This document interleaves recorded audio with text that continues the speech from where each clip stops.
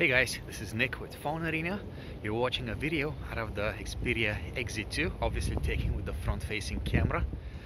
Resolution is 1080p and the frame rate is 30 frames per second.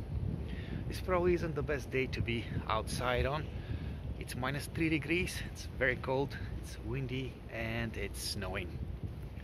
But yeah, I had to record this sample for you guys. And by the way, I'm using Sony's intelligent active image stabilization, which uses software algorithms to stabilize the video across 5 axes.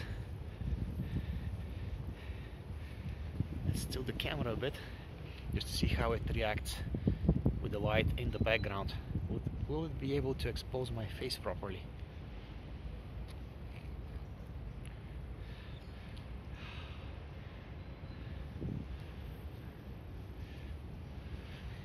Okay, that was a video sample taken with Xperia XZ2's front-facing camera.